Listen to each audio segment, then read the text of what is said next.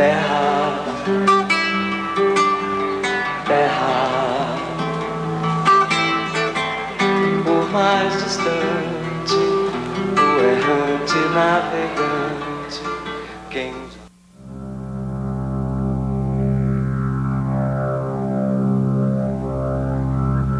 Frutos estranhos nascem num mundo misterioso. Os fungos são uma prova da vida após a morte. Cada fungo é uma forma de vida que se corrompe e apodrece, um processo sobre o qual normalmente evitamos falar.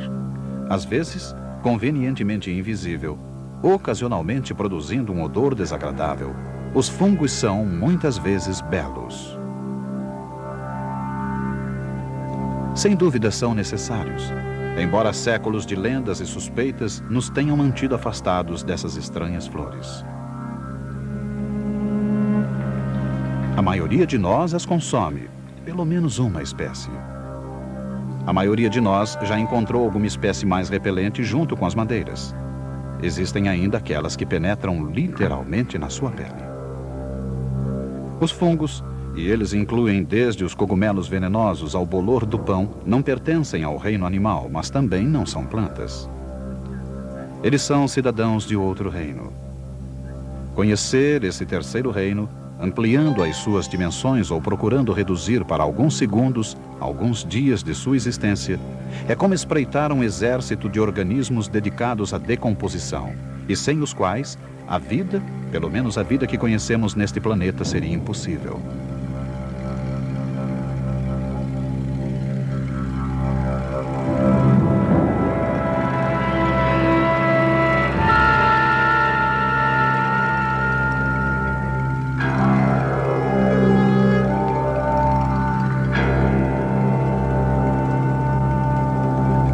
A beleza de um cogumelo pode esconder uma fera.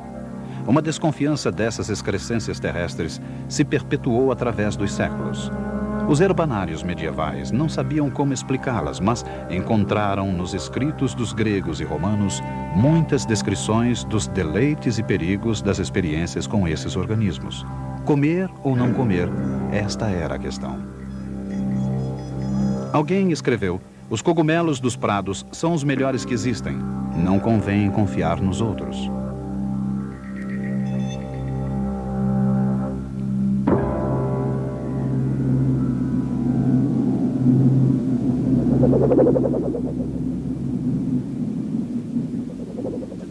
Para a mentalidade medieval supersticiosa, o fenômeno dos fungos parecia sobrenatural. Uma espécie de cogumelo venenoso foi prontamente identificada como um símbolo oculto de um mundo místico e conhecida como cuspe do diabo, joanetes do diabo, queijo de sapo e manteiga de bruxa. Em torno do chamado agárico da mosca, surgiram centenas de contos de morte e êxtase, de embriaguez ritual e frenesi convulsivo.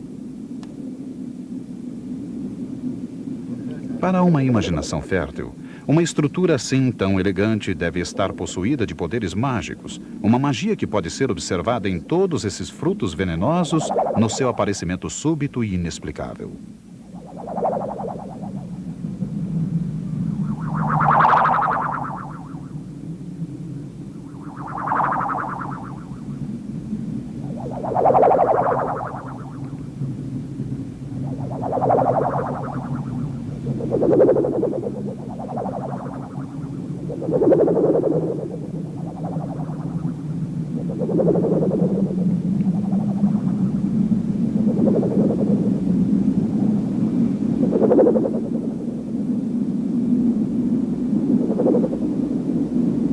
Com suas cores e formas intermináveis, eles surgem imperceptivelmente. Mas como? E de onde? Eles são o efeito, mas qual seria a sua causa? Durante séculos, a resposta mais simples era que constituíam obra do diabo.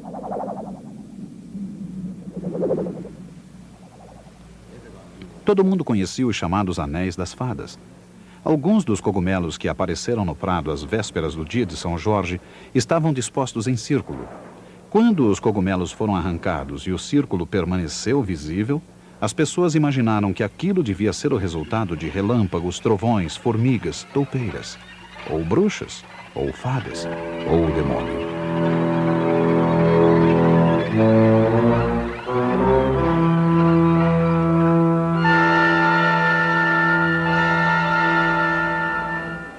jamais poderia ter imaginado que debaixo daquele círculo algum organismo invisível podia estar estimulando o crescimento da grama. Era muito mais fácil imaginar uma dança de bruxas, mas a resposta correta estava ali, debaixo do nariz de todo mundo. Os anéis das fadas existem até mesmo num pote de geleia, onde cada círculo equivale a um fungo que se alimenta da geleia. E quer se trate de bolor ou cogumelo, e quer se desenvolvam na floresta, nos prados, na despensa ou no laboratório, a maioria dos fungos começa a viver de maneira muito semelhante. Nesta geleia especial, aproximadamente 80 colônias similares se alimentam e se desenvolvem. Só se permitiu que 3 anéis separados crescessem aqui. Espécies diferentes, cores diferentes, cada espécie se espalhando para digerir o alimento oferecido. Para algumas, a refeição será de origem animal. Poderá ser você. A chamada tinha e o anel de fada têm muita coisa em comum. Como podemos observar daqui do alto, os anéis de fada podem atingir um diâmetro muito grande, enquanto os fungos na terra crescem inexoravelmente para fora.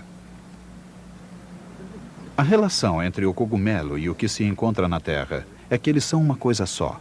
O cogumelo é o sinal exterior visível de sua ova, interior e invisível, ou micélio, como é chamada.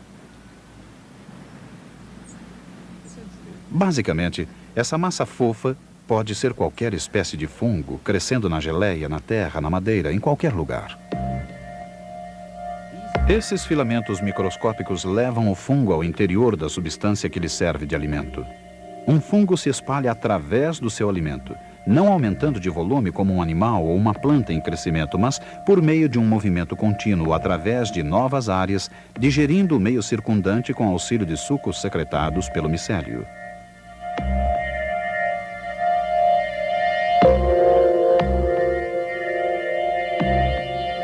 Através desses filamentos passa o seu protoplasma, absorvendo os nutrientes produzidos pelo processo de decomposição que ele mesmo provoca. Quando um micélio encontra outro da mesma espécie, eles podem se unir. Às vezes, esse casamento resulta da produção de dispositivos especiais para uma espécie de hibernação ou para afastar o fungo dos pais.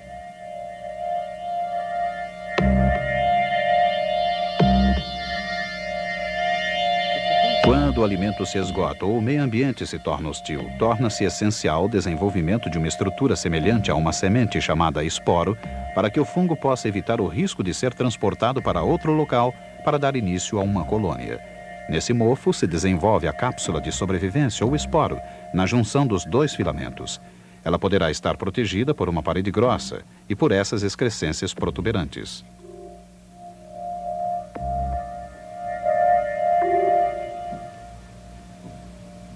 Esses esporos não irão se movimentar. Sua estratégia é permanecer em inatividade, hibernar até que surjam as condições propícias ao crescimento. Outra estratégia é escapar pelo ar.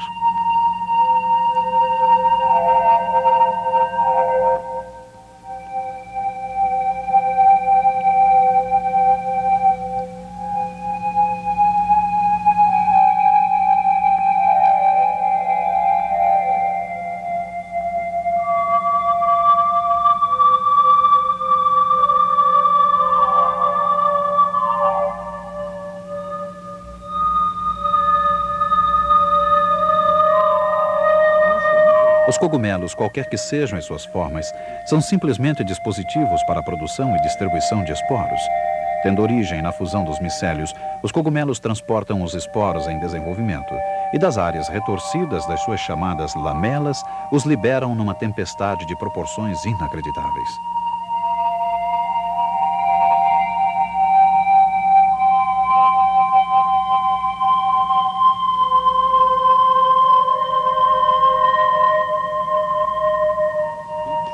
Cada minúsculo esporo é uma partícula de protoplasma que cai das lamelas.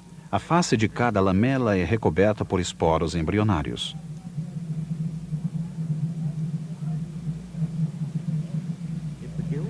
Se as lamelas de um cogumelo de bom tamanho pudessem ser espalhadas sobre uma superfície plana, a área de produção dos esporos teria o tamanho de uma tampa de lata de lixo.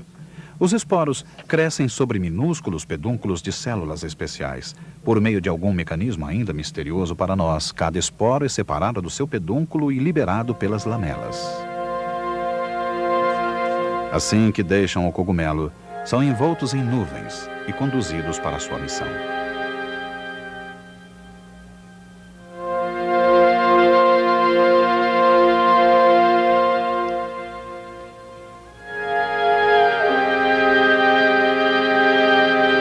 Invisíveis, flutuam talvez em jornadas épicas pela atmosfera superior para caírem logo depois sobre a Terra.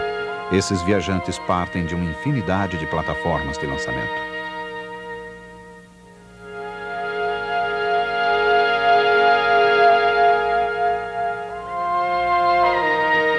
Caem aos milhões dos galhos e crostas do tecido em decomposição da floresta. Cápsulas do tempo de formas tão diversas quanto os fungos que as produziram. Sua missão?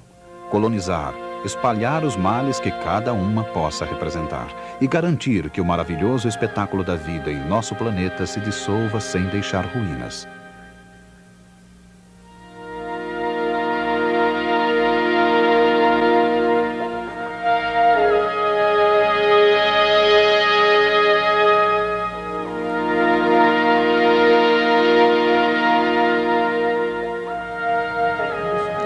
Além dessa corrente de fumaça invisível proveniente de lamelas e esporos orientados com precisão, existe, entre outra espécie de fungo, uma maneira mais explosiva de lançar esporos.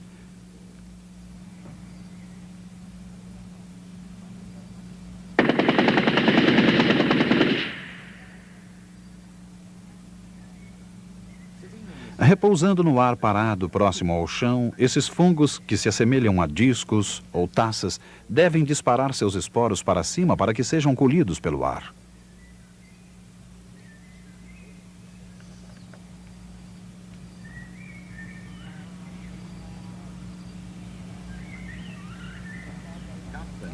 Fungos do tipo taça e taco, de uma variedade fantástica, também utilizam essa técnica explosiva. Assim, todas as estranhas excrescências que se proliferam às vezes da noite para o dia são dispositivos destinados a fazer cair esporos no mundo. Milhões acabam morrendo, mas alguns conseguem encontrar um lugar onde possam germinar e crescer.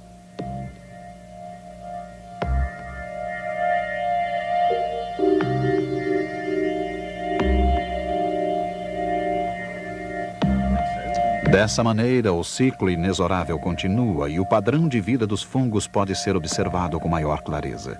A nova colônia se alimenta e se espalha. Quando o alimento começa a ficar escasso, ela se prepara para liberar mais uma vez os seus esporos. Este fungo possui cabeças microscópicas cheias de esporos, mas existem alguns fungos com desenhos e mecanismos capazes de nos deixar maravilhados.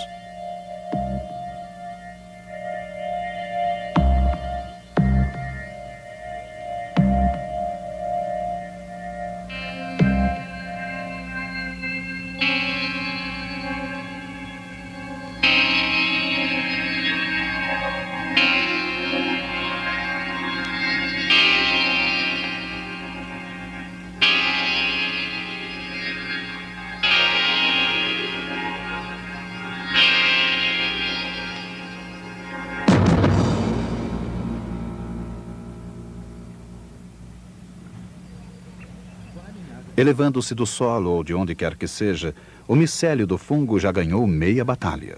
Os esporos do estrela terrestre estão só esperando um empurrão, quem sabe de um galho que cai ao chão. Sozinho ele não pode fazer mais nada.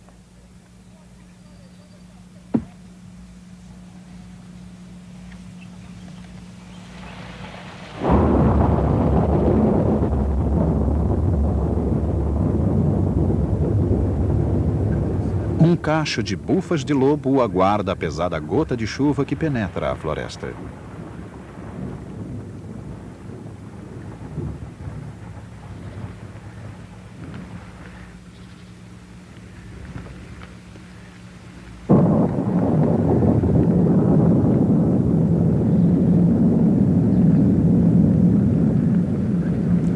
As gotas de chuva também são vitais para o fungo conhecido como fungo do ninho de pássaro. É difícil acreditar que essas taças sejam uma forma de fungo. Os ovos no ninho são, na verdade, feixes de esporos que aguardam a súbita enxurrada de uma gota de chuva para saírem do ninho. Quase.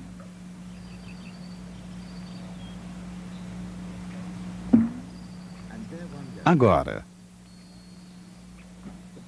o feixe irá secar e talvez acabe sendo bicado por insetos, liberando assim os esporos.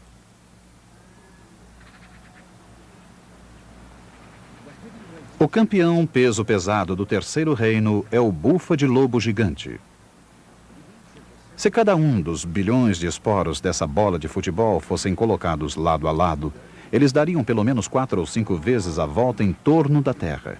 E se cada um se transformasse num gigantesco bufa de lobo, o seu peso total seria 800 vezes maior do que o peso do nosso planeta.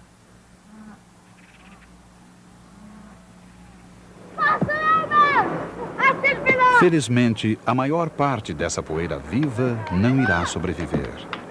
Esse jogo já era praticado na Grécia Antiga.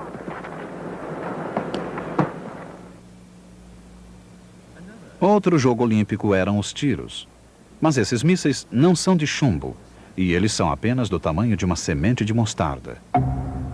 Mas são atirados violentamente do seu leito fúngico.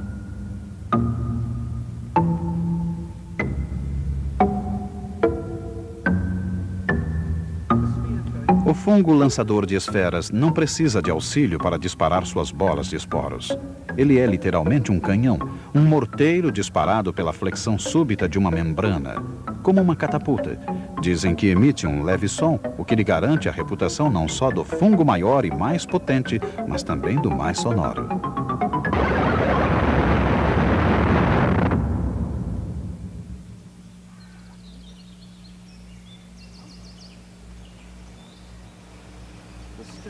A erupção secreta desse cogumelo contrasta com a violência dos lançadores de esferas.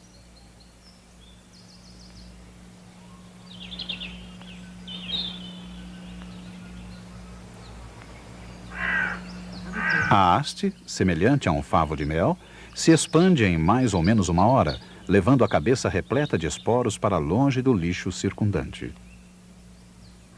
Neste caso, no entanto, o objetivo não é deixar os esporos se refrescarem. A técnica desse cogumelo é como a técnica de uma flor. Ele conta com o auxílio dos insetos para dispersar os seus esporos.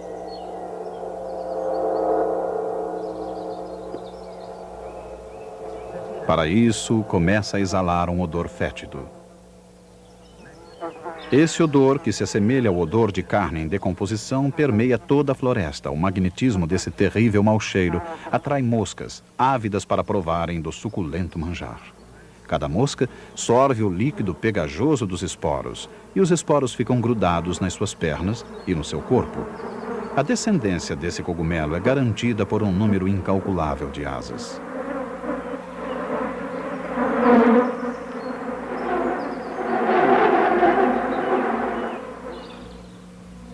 Esse cogumelo é uma espécie de guloseima para as moscas. Podem muito bem viver sem ele, mas alguns insetos dependem inteiramente de fungos. O besouro ambrósia é um deles. Esse besouro vive na madeira em decomposição. É um eficiente perfurador e consegue penetrar muito fundo no tronco morto.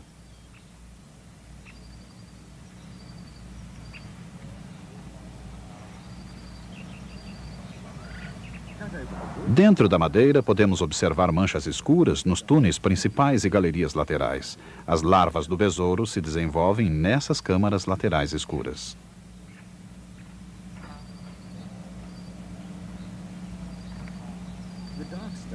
A mancha escura é provocada pelo crescimento de um fungo nas paredes dos túneis, um fungo trazido para os túneis pelo besouro.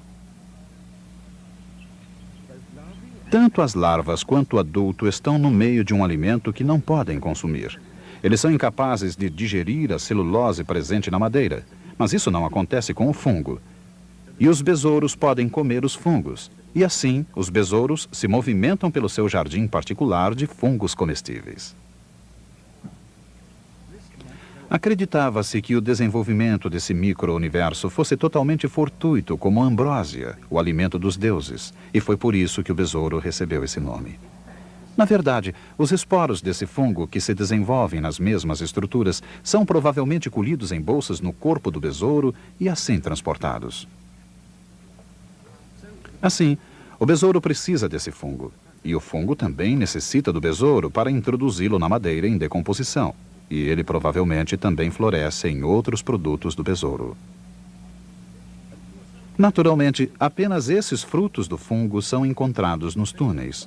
O micélio filiforme não aparece. Ele se ramifica através dos tecidos da madeira no mais autêntico estilo do fungo, fazendo apodrecer a madeira morta. Um fungo semelhante transportado por um besouro diferente foi o responsável pela recente destruição do olmo. Nesse caso, o fungo é um organismo ativo dentro de uma árvore viva. Trata-se de um parasito mortal espalhado por um inseto. Esses olmos são fáceis de se identificar. Os seus galhos estão nus no auge do verão. Muitos fungos, sozinhos ou com alguma espécie de auxílio, podem penetrar e infectar árvores vivas. O tamanho dos galhos que constituem o corpo dos frutos são uma medida da decomposição lá dentro. O saque da madeira pelo micélio parasítico que produz essas plataformas de lançamento de uma beleza sinistra para os esporos. Todos os fungos necessitam de alimentos prontos. Eles são incapazes de produzi-los como as plantas. Esses parasitos retiram seu alimento da própria folha que os produz e são capazes de matar a mão que os alimenta. Mas existem alguns fungos bons para as árvores.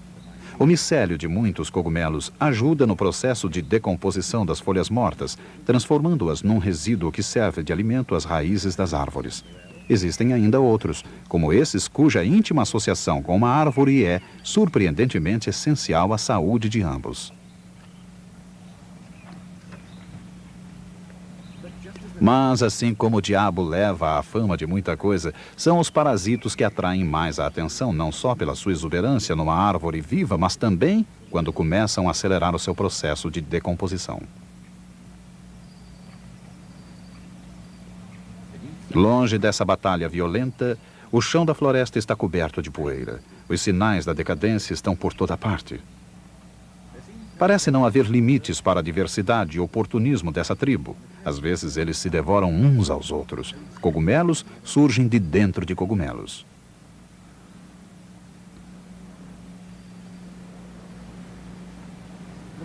O misterioso líquen é uma espécie de mágica do fungo.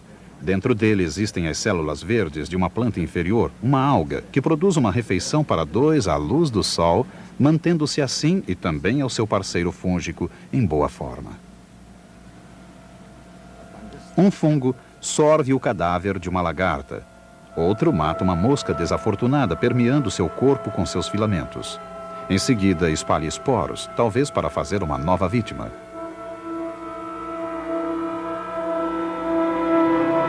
O fungo pode digerir até mesmo a quitinina que reveste o esqueleto de um inseto. Terra, terra, por mais distante, o errante navegante, quem...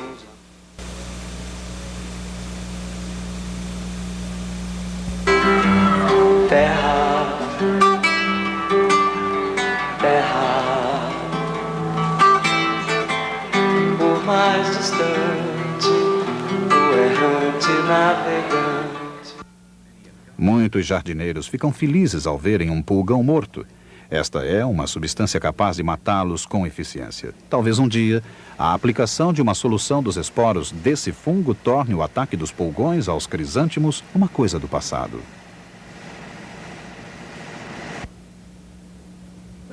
Mas enquanto nos congratulamos por esse sucesso, nas nossas costas e sob o nosso assoalho, o terrível caruncho destrói a nossa casa. Um invasor silencioso que toma conta da nossa morada e infesta de forma malévola os nossos cômodos com seus esporos.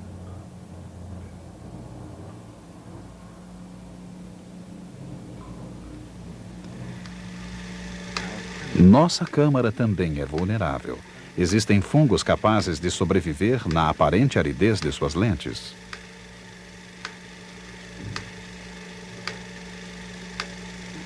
Os arranhões provocados por esse fungo tenaz são o pesadelo do fotógrafo. Até mesmo os filmes são vulneráveis. Neste slide colorido feito há 20 anos, uma colônia se desenvolve no céu. Ela se alimenta da emulsão fotográfica gelatinosa. Esses filamentos poderão um dia consumir até mesmo o material deste filme que você está assistindo.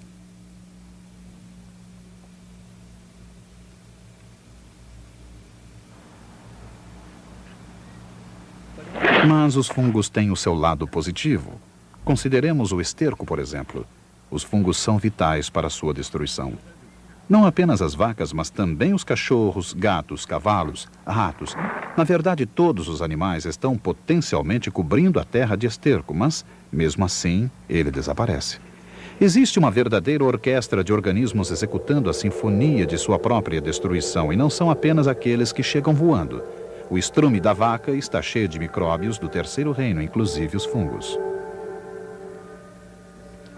Este obstáculo pode levar de 1 a 2 meses para se decompor, dependendo da estação do ano, mas isso deve acontecer para o bem de todos.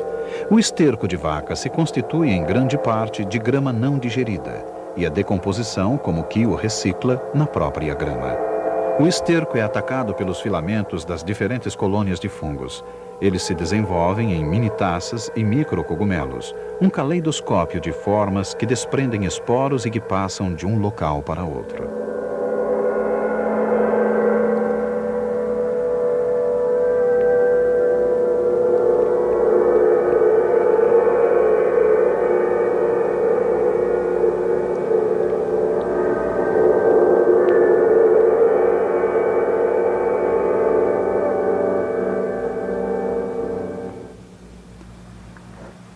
No esterco da vaca existem fungos que devem voltar à vaca, mas, compreensivelmente, as criaturas sentem-se inclinadas a evitar o seu próprio produto de odor acentuado.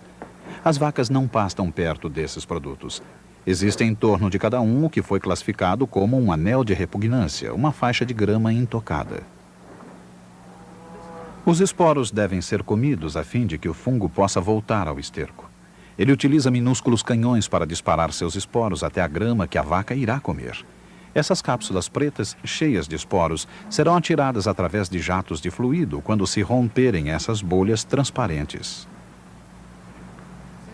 Sensíveis à luz, eles se inclinam para disparar as cápsulas através das plantas vizinhas. Acelerando o ritmo, cada canhão se desenvolve e dispara assim.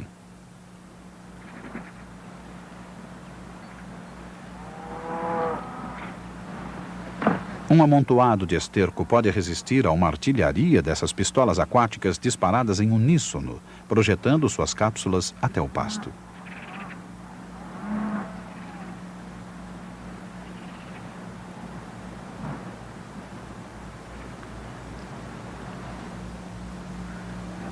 Um esporo atira os minúsculos mísseis que aterrissam e permanecem junto a uma folha suculenta e ali esperam.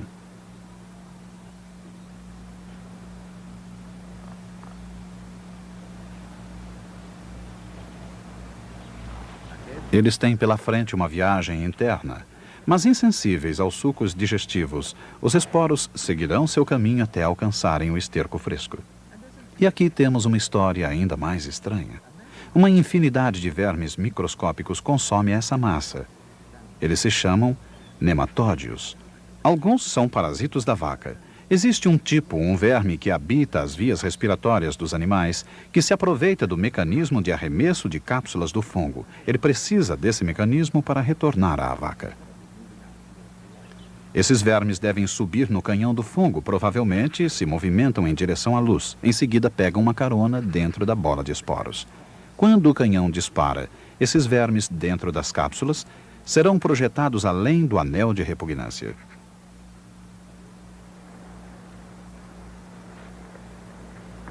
Eles completarão seu ciclo de vida dentro da vaca. Dessa forma, um minúsculo verme explora um fungo, mas existem fungos capazes de capturar esses vermes. Uma armadilha à espera de uma vítima. Os filamentos desse fungo no chão estão cheios dessas armadilhas. O fungo provavelmente as desenvolve quando há vermes por perto. Cada armadilha consiste de apenas 3 células que sofrem uma mudança notável quando entram em contato com o verme.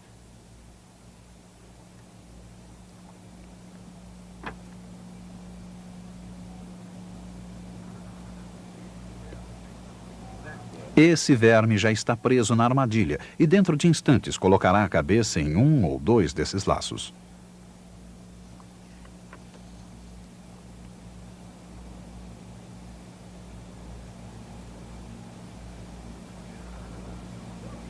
Uma vez capturado, não há como escapar. As células infladas comprimirão o corpo num abraço mortal. A armadilha pode não disparar imediatamente. Essa vítima em potencial ainda tem chances de escapar. Mas observem atentamente o anel. Ele dispara, infla e agarra.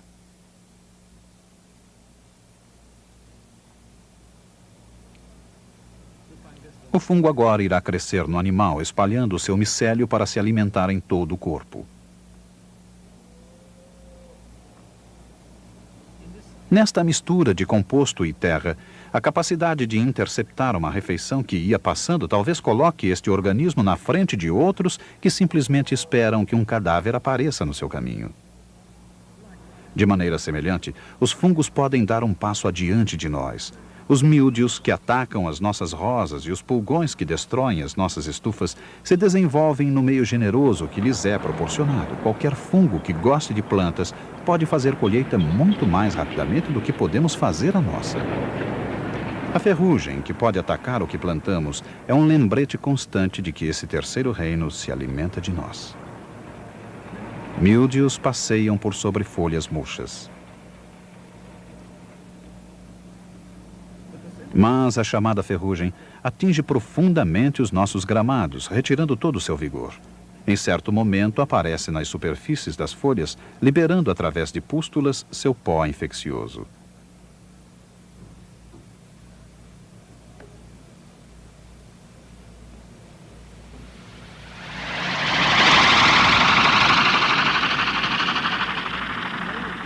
Revidamos, mas esta não é uma guerra moderna.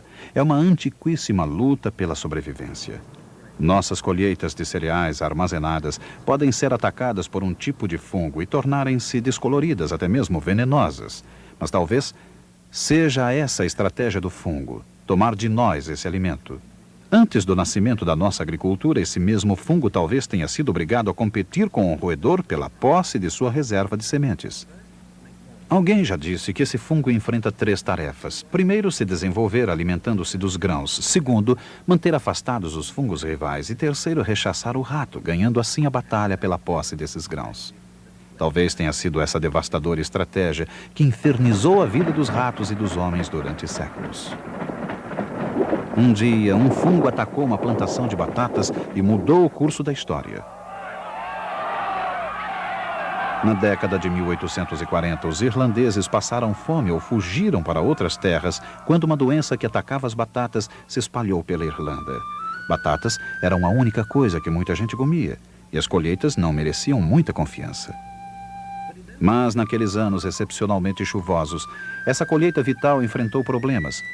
Como ninguém sabia o que causava a doença, ela foi classificada como obra da chuva e até mesmo da locomotiva a vapor, a mais recente invenção do diabo. Paradoxalmente, foi um homem da igreja, o reverendo Beckerley, que rejeitou as explicações sobrenaturais da época. Uma autoridade em fungos, ele apresentou uma teoria revolucionária, segundo a qual o fungo na planta era a causa da doença e não apenas um efeito dela. Mais de um século depois, nosso conhecimento de como essa doença passa de uma folha para outra tem se tornado mais completo. Minúsculos feixes de esporos se abrem na água, na superfície de uma folha. Os feixes chegaram com a brisa, mas foi a chuva que permitiu a sua separação. Não esqueçam que na década de 1840, chuva era o que não faltava. A água era essencial para que os minúsculos esporos pudessem nadar. Dentro de pouco tempo, eles haviam se unido, formando uma bola. Agora eles germinaram e seus fios infectam os tecidos da planta. Um capítulo triste da história da Irlanda, mas que resultou na existência de um guarda irlandês em toda esquina de Nova York. Uma doença também atacou a marinha. As florestas eram derrubadas para que se construísse essas paredes de madeira. Os cogumelos acompanharam suas casas de madeira até o oceano e muitas vezes as destruíram até o fim. As bolhas de um fungo que se alimenta de óleo diesel podem entupir filtros e bloquear canos.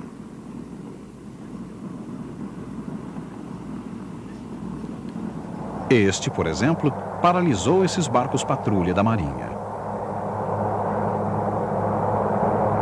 Esse fungo que ataca nossas defesas de maneira tão sutil nos oferece mais um motivo de preocupação. O Terceiro Reino pode consumir o nosso moderno mundo de plástico, petróleo e vidro. Dentro das caixas de aço que formam as pistas desta ponte, foi encontrado um fungo que deixou consternados aqueles que são obrigados a respirar o ar ao seu redor. Mas os temores foram aliviados quando se descobriu que o culpado não era exatamente este terrível fungo, cujos esporos causam aspergilose dos pulmões, mas sim problemas na pintura. Alguns desses foles apresentam perigos. Os lugares mais improváveis para o crescimento de um fungo, às vezes, se revelam os locais ideais. O interior da gaita de foles é um desses locais, cheio de ar úmido.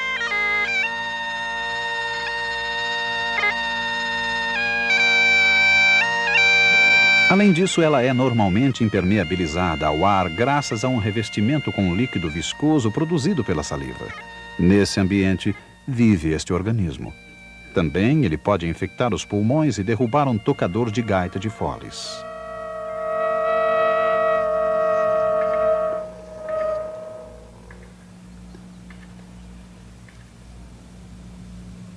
Dizem que começamos a morrer no momento em que nascemos. E certamente existem alguns fungos dispostos a nos devorarem antes da nossa morte. A coceira do chamado pé de atleta é obra deste micélio, agindo na pele. Difícil de ser observado, mas nas unhas dos dedos dos pés crescem essas maravilhas coloridas. Uns matam, outros curam. Até mesmo os mais cautelosos herbanários elogiaram um fungo bom para aqueles mordidos por animais venenosos, ou, como é o caso desse outro, conhecido como orelha de judeu, considerado bom como cataplasma para a inflamação dos olhos. Foi na sala de Alexander Fleming que a mais famosa panaceia deu sinais de existência. Do ar surgiu esse fungo. Ele é mantido vivo até hoje. Conhecido pelo nome de Penicillium notatum, ele pousou sobre uma lâmina de cultura. Fleming observou seu poder de matar algumas bactérias em seu redor.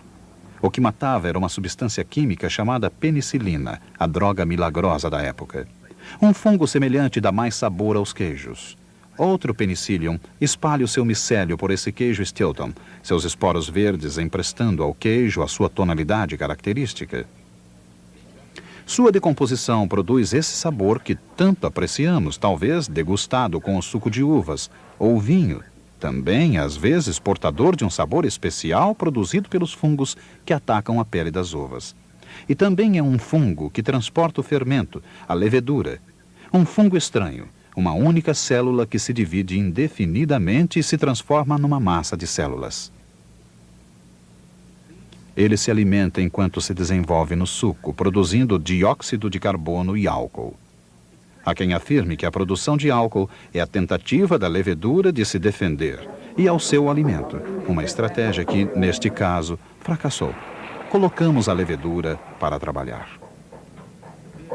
A antiga arte da fabricação de cerveja utiliza o fungo, embora, de certa forma, se trate de uma sociedade, pois a levedura é muito bem alimentada para cumprir a sua missão. A cerveja não é essencial à sobrevivência, embora existam aqueles que acreditam no contrário. Os fungos também são utilizados para completar ou decorar um prato. Comer ou não comer, essa era a velha questão. Certamente, esse cogumelo que brota na primavera agrada tanto ao nosso paladar quanto ao de outros.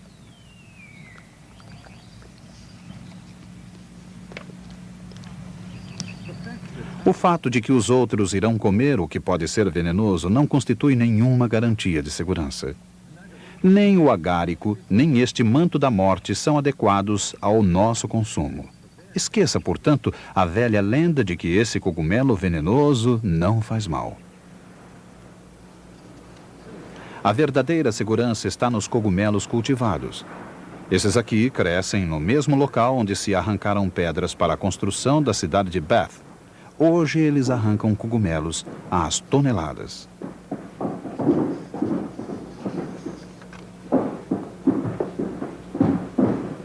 Cogumelos comestíveis são cultivados em cavernas, abrigos e túneis de estrada de ferro, um tributo ao nosso gosto conservador em matéria de fungos. Ou será aquela velha preocupação? Estão sendo feitas tentativas para se introduzir um novo tipo. O cogumelo ostra tem um aspecto um pouco diferente na frigideira, mas pode ser consumido sem medo. E com o tempo, talvez acabemos gostando dele.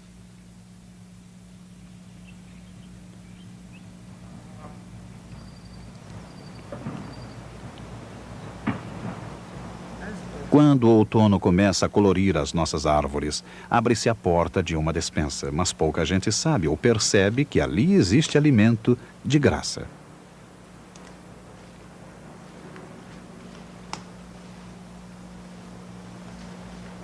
Para alguns que sabem disso, o interesse pode ser apenas profissional.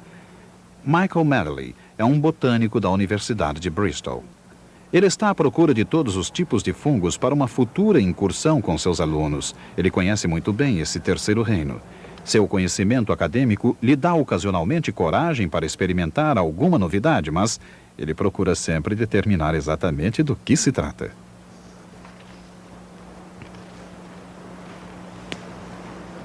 Mas existem outros que procuram apenas os alimentos fora do comum. Eles fazem sua busca com uma autoconfiança que é mais o resultado da tradição do que do treinamento. Fritz Kish e sua mulher, Lilo, nasceram na Tchecoslováquia, mas há muitos anos vasculham as matas britânicas em busca de guloseimas para sua mesa. Não existe melhor maneira de aumentar a confiança de quem colhe cogumelos do que trocar experiências com outros aficionados, mas é bom atender às advertências sobre perigos.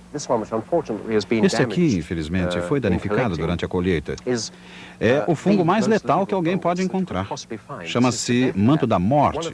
Um desses é suficiente para matar algumas pessoas. E o problema maior com esse tipo de cogumelo é que nas primeiras 5 ou 6 horas você não sente qualquer efeito. 10 ou 12 horas depois é que se manifestam os primeiros sinais de mal-estar. Um dia de enjoo e mal-estar generalizado. Pode até haver algum indício de recuperação, mas as toxinas já estão atacando o fígado. E pelo terceiro ou quarto dia, provavelmente você estará seriamente enfermo.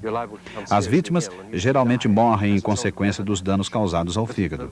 Isso ressalta a necessidade de se conhecer muito bem as características dos diversos cogumelos. Esse cogumelo é muito semelhante a este outro, mas este outro amanita não é venenoso. Um engano e você está morto. Um temor que faz com que a maioria de nós consuma apenas os cogumelos dos supermercados. Mas como Fritz aprendeu a fazer essa distinção? Cresci no meio deles. Quando eu era menino na Tchecoslováquia, meu pai, que era médico, costumava me levar para longas caminhadas pela floresta e me mostrava o que ele achava que se podia comer. Não aprendi a consumir uma grande variedade de cogumelos na minha infância, pois, como meu pai era médico e tinha passado por uma experiência pessoal de envenenamento, ele era muito cauteloso. E jamais me deixava experimentar alguma coisa nova se não tivesse certeza absoluta de que não me faria mal.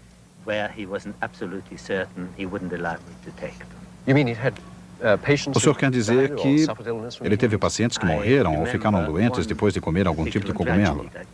Bom, eu lembro-me muito bem de um caso ocorrido numa cidade pequena. Toda uma família de 5 pessoas, pacientes do meu pai, morreu envenenada por cogumelos. O único sobrevivente foi a pobre avó, que não se alimentara naquele dia. Não é de admirar que Fritz procure se concentrar cautelosamente nas espécies já conhecidas, como este boleto, como é conhecido. São quase inconfundíveis quando você está acostumado a colhê-los. Eu não o conhecia como boletos badios, só depois fiquei sabendo seu nome.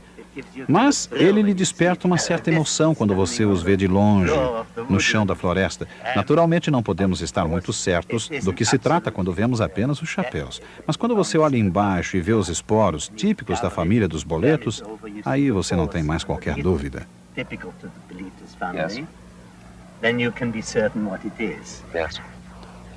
Aqui nesta cesta, com uma grande variedade de cogumelos, existem outros comestíveis. Será que você experimentou esses, Lilo? Este aqui é um bife, eu já experimentei. Já experimentou este? Não, eu acho que não. Bom, por razões óbvias, veja, quando é aberto, se você cortar aqui, veja só isso, parece uma fatia de bife cru. Deus me livre, eu nunca tinha visto uma coisa dessas, diz Lilo. Parece muito com carne, mas o gosto é surpreendente. É levemente ácido, parece maçã frita. Eu não diria que me deixa entusiasmado, mas é comestível. Nunca provou disso? Não, nunca. Não. E o guarda-sol? Não, também nunca provei desse tipo. Bom, eu o conhecia, mas nunca me arrisquei a testá-lo, diz Fritz. Vamos experimentar agora. Quanto mais você observa esse anel em volta, mais você é tentado a se indagar. Será um amanita? Será venenoso? Eles têm uma aparência muito distinta. Se quebrarmos o talo, temos então esse lindo... parece que não vai quebrar. Esse lindo chapéu que constitui um ótimo alimento. Cozido na manteiga, é delicioso. Apesar de tudo, não há dúvida de que a atitude anglo-saxã de medo irá perdurar. Neste reino temos ainda mais uma surpresa sinistra. Um novo testamento da decadência. Um fungo que se movimenta lentamente e com facilidade, penetrando praticamente quase toda a forma animal, tragando tudo que encontra pela frente.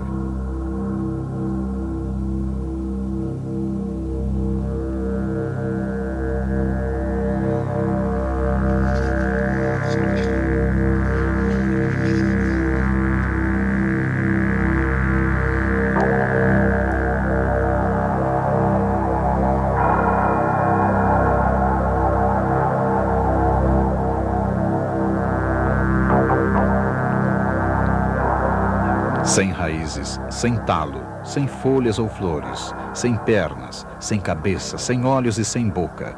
Apenas um lodo quase imperceptível.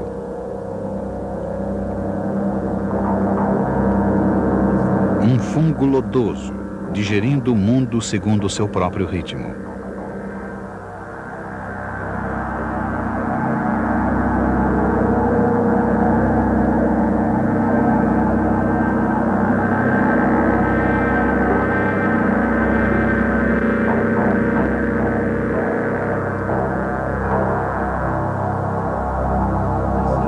Ele parece deixar o terceiro reino e entrar no reino animal.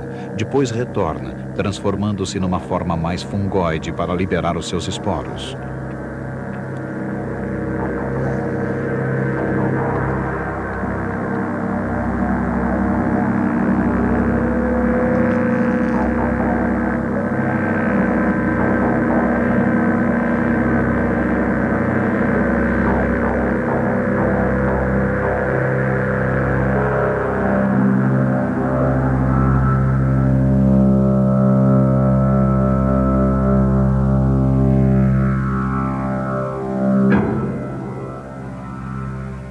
Hoje, já não se acredita que os fungos sejam formados da lama e dos sucos acres da terra úmida, embora eles conservem esse ar medieval de mistério. Eles alcançam tudo o que conhecemos e são um lembrete da nossa própria e inevitável decadência. Eles são a morte que se segue à vida.